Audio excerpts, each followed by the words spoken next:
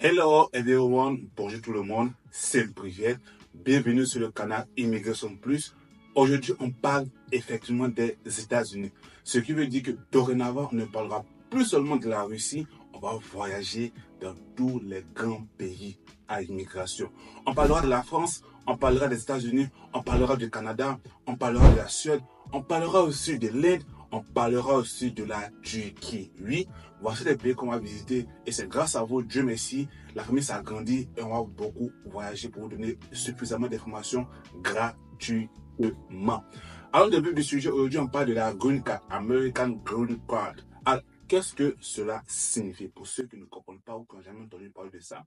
La Green Card, en réalité, est un système américain, c'est un système que l'immigration américaine a mis sur pied afin de donner la possibilité à tout étranger d'immigrer aux États-Unis légalement. Oui, c'est un tirage au sort, c'est une loterie. Autrement dit, j'ai envie de dire que c'est un jeu hasard, c'est-à-dire vous vous inscrivez et on tire au sort. C'est une histoire de chance. Dieu merci, c'est gratuit. Dieu merci, vous n'avez pas besoin d'un passeport. Ça va vous coûter seulement que 5 minutes. Et donc, je pense que ça ne vous coûte rien d'essayer de tenter votre chance. Quels sont les avantages de la Green Card? Grâce à la Green Card, vous pouvez avoir la citoyenneté américaine. Grâce à la Green Card, vous pouvez avoir les mêmes avoirs que les Américains. Grâce à cette Green Card, vous pouvez être définitivement citoyen américain. C'est vraiment une chance, surtout quand ça ne coûte rien. Il n'y a rien à payer. Il faut seulement un ordinateur, une bonne connexion, parlons un peu l'anglais parce que le site est un peu en anglais. Ne vous inquiétez pas. Dans la description de cette vidéo, je vais mettre le lien du site. Dans la description de cette vidéo, je vais mettre une vidéo que j'ai regardée aussi d'un conseil d'immigration qui a fait l'état de lieu, qui a expliqué brièvement, simplement la chose. Regardez dans la description de cette vidéo, je vais mettre toutes ces informations. Alors, parlons des conditions. Est-ce qu'il y a des conditions? La seule et unique condition, c'est qu'il faut avoir, bien évidemment, le diplôme de bac ou un équivalent de bac. On s'en fout de quelle année vous avez obtenu vos bacs. Ce n'est pas notre problème quelle année vous avez. Vous voyez comme c'est facile. Donc, quelle année vous avez obtenu votre bac, quelle année vous avez, ce n'est pas un critère éliminatoire. Juste avoir un bac ou un équivalent de bac. Malheureusement, pour ceux qui n'ont pas de bac, vous ne pouvez pas postuler à ça. Mais vous qui avez un bac, il y a 10 ans, des années, franchement, tentez vos chances, on ne sait jamais. Avant de vue du sujet, on va au niveau de notre ordinateur pour vous faire la démonstration. La démonstration est gratuite, l'inscription est gratuite, vous pouvez vous-même postuler. Sinon, pour ceux qui ont des difficultés, vous m'écrire et on va trouver un terrain d'entente, soyons raisonnables. Messieurs et madame, allons de le vue du sujet. Comme dans tout site, quand vous arrivez quelque part, vous pouvez prendre la peine de lire les instructions. Franchement, vous pouvez prendre la peine d'utiliser un traducteur pour vous en sortir. Mais allons droit dans le vif du sujet pour ne pas que la vidéo soit longue. Quand j'arrive sur le site, qu'est-ce que je fais? J'appuie ici Begin. On va commencer. Il faudrait mettre le code. On va mettre le code. Alors, UPN BDW. J'espère que ça va passer. Vous mettez le code, une fois que le code est passé, il va falloir rentrer vos informations personnelles. Question. Est-ce que je suis en Russie et je peux postuler? Bonne nouvelle, c'est que tout le monde peut postuler. Vous n'êtes pas obligé forcément d'être de votre pays d'origine pour postuler. Que vous soyez en Ukraine, en Russie, en Palestine, aux États-Unis, en France. Bref, si vous n'avez pas encore la nationalité, ou du moment où vous n'avez pas la nationalité américaine, mon frère, ma soeur, même si vous êtes actuellement aux États-Unis, vous pouvez postuler pour avoir ce qu'on appelle la Green Card.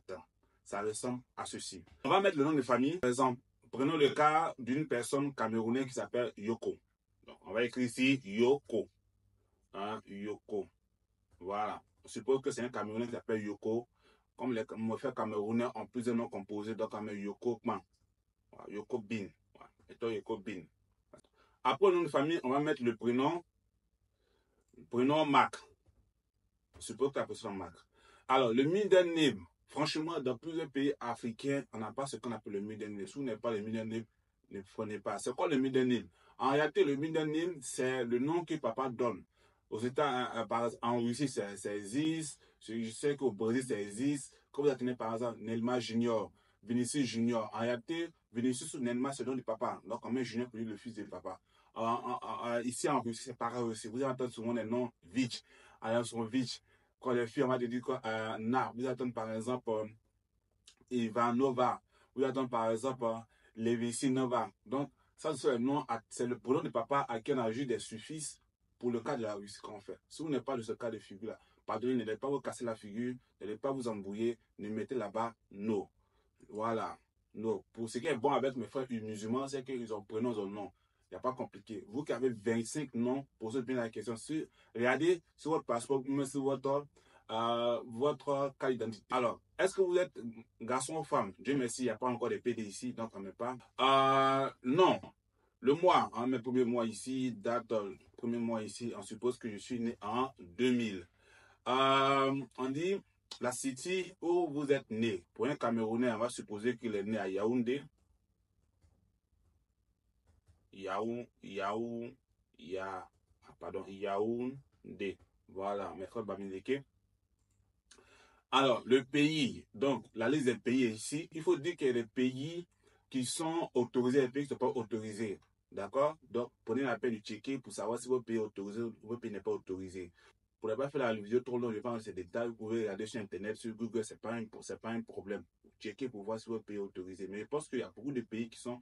Vous regardez la liste ici, si le nom de votre pays est ici, ça veut dire que votre pays est autorisé. Alors, où se trouve mon pays du Cameroun? Super, il y a trouvé le Cameroun.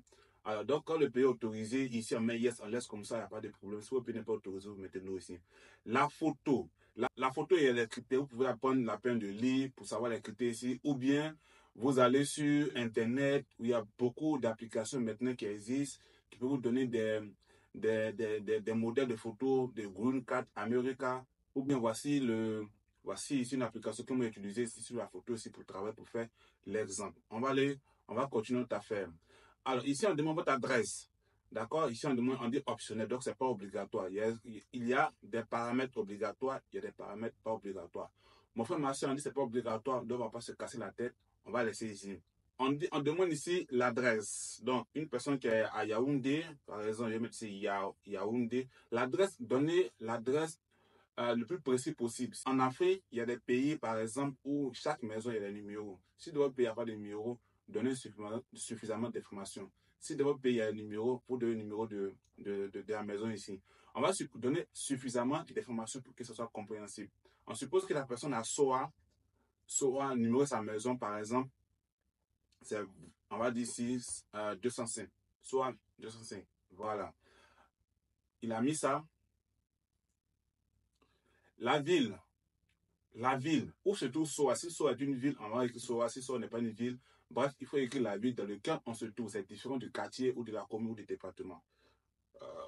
Par exemple, Yaoundé est une ville. Ensuite, après la ville, il faut écrire le disciple, la région. D'accord? Yaoundé se trouve dans quelle région? Yaoundé se trouve dans la région Yaoundé avec Yaoundé, si c'est littoral avec littoral. Mais je pense que tout ça, vous devez avoir des informations. Avec le nom de la région ou du disciple, on demande ici le code postal. Mon frère, s'il n'a pas de code postal, il faut mettre ici, si vous n'avez pas de code postal, c'est écrit ici, no code postal. Voilà, si vous avez un code postal, vous écrivez. Si vous n'avez pas de code postal, n'allez pas inventer un code postal, écrivez ici. Votre adresse, vous sélectionnez encore votre pays. J'ai dit qu'on prend le cas d'un Camerounais. Donc, Cameroun, on va chercher surtout aussi le Cameroun. On met ici. On pose la question, country where you live today. Quel est le pays où vous êtes actuellement? Donc, même si vous êtes Camerounais, que vous trouvez en Belgique, vous écrivez ici Belgique. Vous allez choisir ici la Belgique. Voilà. Si vous êtes dans n'importe quel pays, franchement, vous écrivez ça. Ensuite, on demande ici le numéro. C'est bien écrit ici optionnel. Quand c'est dit optionnel, ça dit que ce n'est pas obligatoire. Mon frère m'a dit ce n'est pas obligatoire. On peut laisser ce n'est pas obligatoire. Donc, nous, on va pas se casser la tête. On va continuer notre affaire. Ensuite, on demande ici l'email. L'email, vous pouvez écrire votre email. D'accord? L'email, c'est qu'il faut savoir, vous ne pouvez pas faire copier-coller. Vous devez écrire un email par lequel on va vous envoyer votre affaire. Ensuite, on demande de choisir votre niveau. Comme j'ai dit, ici, ceux qui peuvent postuler, c'est ceux qui ont au moins le diplôme de bac ou le diplôme d'État ou un diplôme équivalent au diplôme supérieur général. Donc, vous choisissez ici, d'accord? Pour ceux qui sont à l'université, vous pouvez choisir l'université. Sinon, le diplôme minimum, comme on a dit, le diplôme minimum, c'est High School Degree. Donc, vous cliquez ici, High School Degree. Si vous avez le bac, vous écrivez le bac. Si vous avez la licence, vous prenez la licence, mais c'est le diplôme minimal. Voilà. Donc, on suppose que, par exemple, vous avez le master. Vous avez le master, vous pouvez cliquer ici, University Degree. vous pouvez cliquer ici, high school degree. Mais sachez que c'est le diplôme minimal qui est le bac. D'accord? Donc, quelqu'un qui a le master peut cliquer high school degree, il n'y a pas de problème. Il n'y a vraiment pas de problème. Il n'y a pas une histoire de dire que non, ça va jouer. Il n'y a pas de problème. N'oubliez pas que ici, la green card, c'est une loterie. Autrement, c'est un tirage au sort. Pour ceux qui suivent le football, vous savez que quand on fait les tirages au sort de la Ligue des Champions, imaginez, il y a des boules et on fait les tirages. Donc ici, ce n'est pas des hommes qui vont tirer, c'est une machine qui fait le tri. Donc il n'y a pas une histoire de tricherie, il n'y a pas une histoire de dire que non, parce qu'il y a le master ou le doctorat, il y a plus de chances que celui qui a le bac. Non. Dans ce système américain-là, tout le monde est au même niveau. Donc, même si vous avez le master, vous pouvez cliquer ici. Vous pouvez cliquer ici diplôme de bac. Il n'y a vraiment pas de souci. C'est quand on vous dit ce que vous devez retenir, c'est au moins le diplôme du bac. C'est le diplôme minimum. Donc, on va continuer. Si vous êtes marié, vous cliquez. Si vous n'êtes pas marié, vous... Donc, on continue. Vous n'êtes pas marié, vous cliquez non marié. Si vous êtes marié, vous écrivez marié. Si vous avez des enfants, franchement, vous donnez plus de détails à ce niveau-là. Si vous avez des enfants dans le mariage, des enfants hors mariage, bref, vous avez des enfants, vous écrivez ici. Pour plus d'informations à ce sujet, dans la description de la vidéo, j'ai mis une vidéo d'un conseiller d'orientation de l'immigration américaine qui peut vous donner suffisamment de détails. Lorsqu'on finit ici, on va appuyer sur continue. Quand vous finissez d'appuyer sur continue ici, le système va vous poser la question, est-ce que vous êtes sûr? Donc ici, il s'agit de quoi? De vérifier vos informations. Question.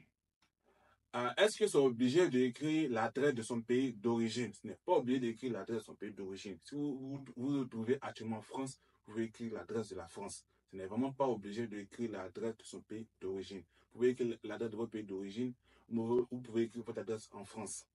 Voilà. Donc, c'est selon l'adresse que vous allez faire la demande de visa. Donc, ce n'est vraiment pas obligé de le faire. Je rappelle une fois de plus, même si vous êtes à l'étranger, vous pouvez postuler avec ça. Donc, il n'y a vraiment pas de souci. Donc, ici, il s'agit de faire quoi? De vérifier les informations. Si vous pensez que tout est bon, vous faites quoi? Vous validez. Donc, on va écrire ici, on va valider notre candidature. Lorsque l'officier valide votre candidature, le système va vous donner un numéro. Voilà, ça c'est. Le système va vous donner un numéro. C'est avec ce numéro-là que dans le mois de mai, si je ne me trompe pas, en mai 2026, les résultats vont sortir pour aller vérifier vos résultats. Donc, vous faites capture d'écran. Vous faites capture d'écran pour enregistrer quelque part, ou même vous pouvez imprimer le papier là pour bien garder quelque part. Vous pouvez imprimer le papier pour bien garder quelque part et vous allez attendre. Et après, vous allez attendre le mois de mai pour aller vérifier. Vous allez vérifier avec votre numéro qui est ici. Vous allez vérifier avec votre numéro qui est ici pour voir si oui ou non vous êtes qualifié. Si cette vidéo vous a appris quelque chose, n'oubliez pas de partager, liker, écrivez en commentaire le sujet ou l'université ou le pays où l'avoir des informations. Je ferai l'effort de faire une vidéo. On parlera dorénavant des États-Unis, de la France, de la Chine, de la Turquie, du Canada et aussi de la Suède. Voilà pourquoi abonnez-vous pour ne pas rater les prochaines vidéos que je vais faire avec des informations gratuites. Merci et bonne journée à vous. N'oubliez pas, le délai est bientôt, donc faites vite pour ne pas rater parce qu'après le site va se fermer. Bonne chance à vous, à très bientôt, bye.